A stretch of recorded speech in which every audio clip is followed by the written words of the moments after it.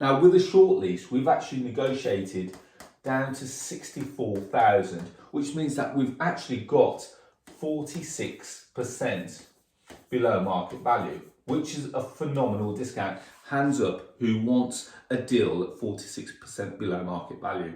Everyone does.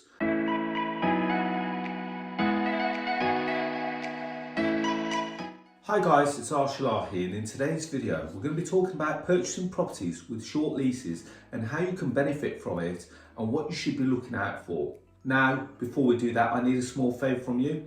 If you wouldn't mind hitting the subscribe button and the notification bell, every time I release a new video you get notified of it. This channel is sponsored by the Property Investor app, which is the UK's first property investment platform which showcases all kinds of deals all over the UK. Whether you're looking for that below market value deal, that rent to rent deal, that lease option deal, we've got them all there. There are two ways to get involved.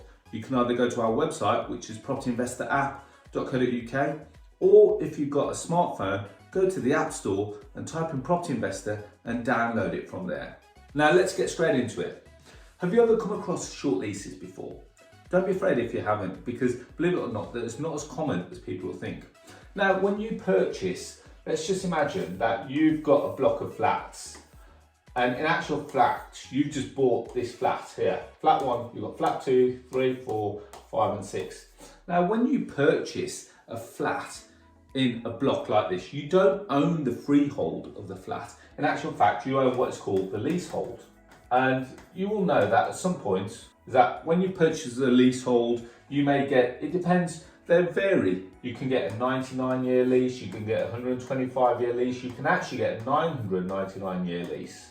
And when you purchase a flat, generally you'll have to pay something called a ground rent, and you'll potentially have to pay a service charge. So the ground rent service charge is paid to the freeholder. And when we talk about the freeholder, it's the company that actually owns the actual building. So you pay a service charge and a ground rent to the freeholder for the upkeep of the building. Now this may mean that you may be in your service charge and ground rent, you may have included stuff like buildings insurance.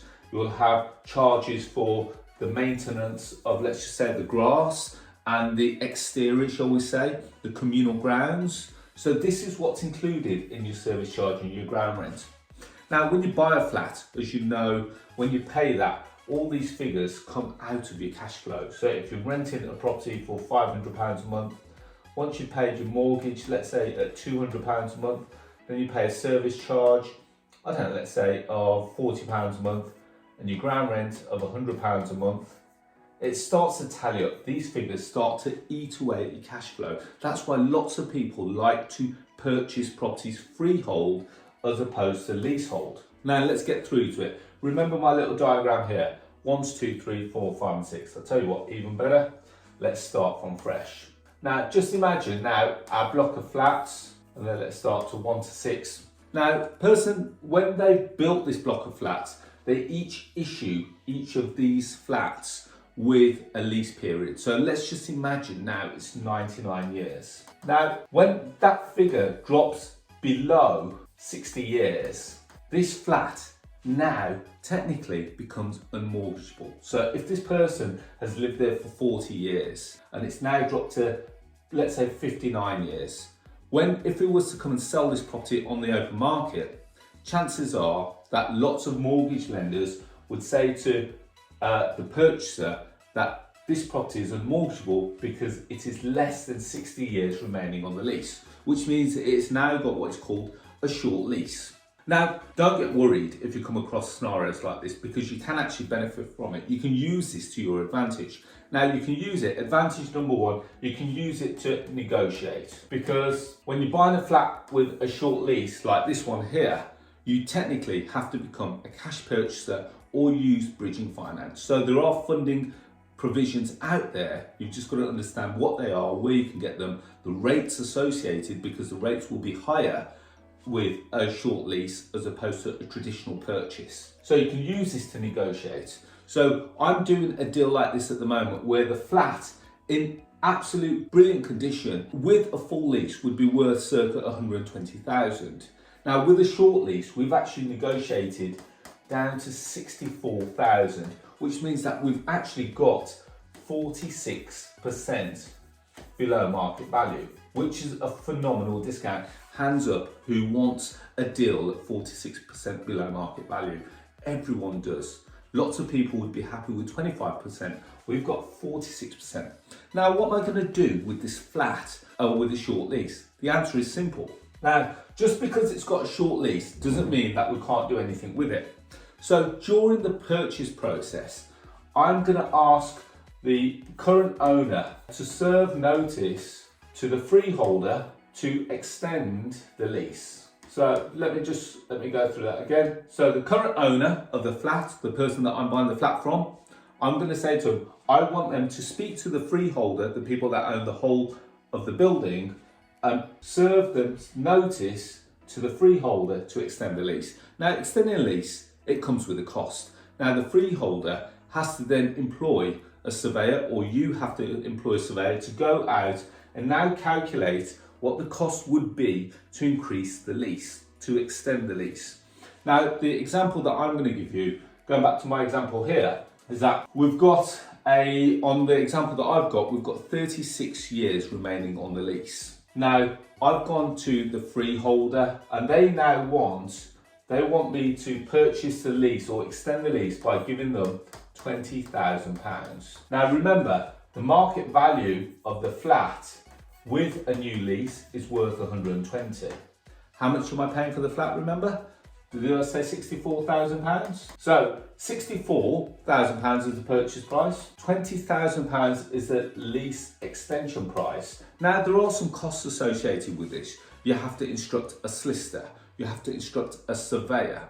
And they all come at a cost. So we've put in a cost of around £5,000 for that. Let's just call this legals. So even then, so we've got 64, 84, 89,000 pounds. So I'm now acquiring a flat, and by the time I've acquired it by paying 89,000 pounds, I'm going to have an asset that is worth 120,000 pounds. Now, off the back of that, I'm going to renew the lease. Now, after 6 months, I'm now going to go and refinance this property at the full market value. Well, I've got two options in actual fact.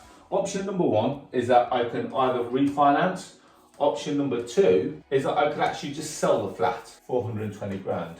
Which one would you do? So I'm going to give you the question here. Would you go for option number one? Would you keep it, refinance, get all your money back out and keep the flat?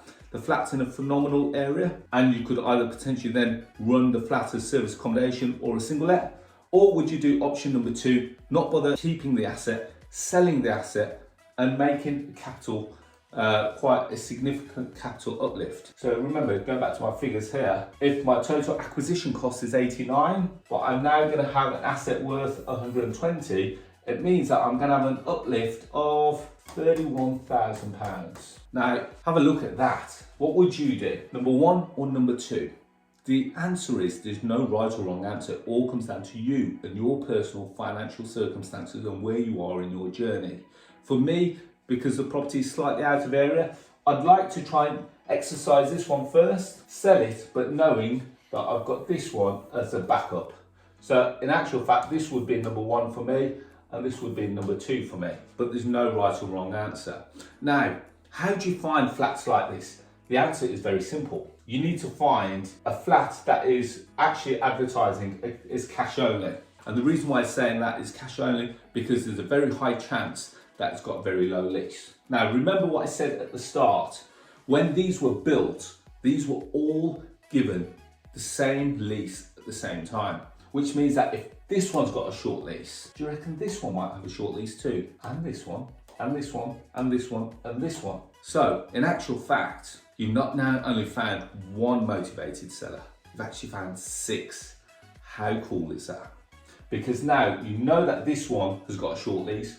All these are also going to have short leases. So what do you reckon I'm going to do? I'm going to approach all the owners and say, guys, I understand you've got a short lease. I understand that you're coming to the end of a lease. I understand how much it's going to cost to extend this lease.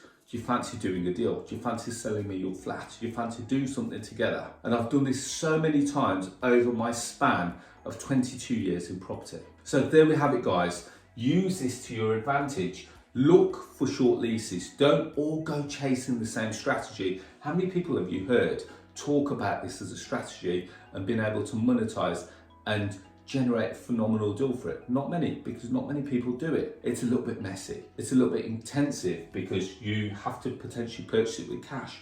But remember the saying, where there's muck, there's brass. This is muck, but guess what? It actually produces brass. So guys, hopefully you've kind of enjoyed that shorter but slightly different video than what I do normally. What I like about my channel is that I'm not about get rich quick. I believe that with property, it's a slow, long burn, but the result is that if you do it correctly, there's no reason why you won't become a very wealthy individual or people. So guys, if you want more free content like this out there, I release a podcast every Tuesday. It's called The Property Rebel. Go and check us out. It's on Apple Podcasts, Google Podcasts, Spotify, Stitcher, just to name a few. Go and have a quick look. If you can, please leave me a review on the podcast store too. As always, I'd love you to subscribe to this channel and hit the notification bell. So again, every time I release a new video, you get to get notified of it. If you want to connect with me on social media, let's do that. Find me on Facebook, LinkedIn, Instagram, Twitter and Clubhouse, all under the handle of Arsh. Links are all below as well. Finally, as I said at the start, my channel is sponsored by the Property Investor app, which is the UK's first property investment platform, which showcases all kinds of deals all over the UK. Whether you're looking for below market value deals, short lease deals, rent to rent deals, lease option deals, commercial deals, we've got them all there. Go and check us out. More importantly, refer us to a friend too. So you can either go to our website, which is propertyinvestorapp.co.uk, or if you've got a smartphone, go to the App Store, type in Property Investor and download it from there. We've got hundreds of deals just on the platform alone. So guys, as always, I wish you all to be safe, well and happy. Enjoy your newly found knowledge, go and execute it. And if you like more thoughts of that, watch more videos of mine and I'll speak to you all very soon. Thank you, bye-bye.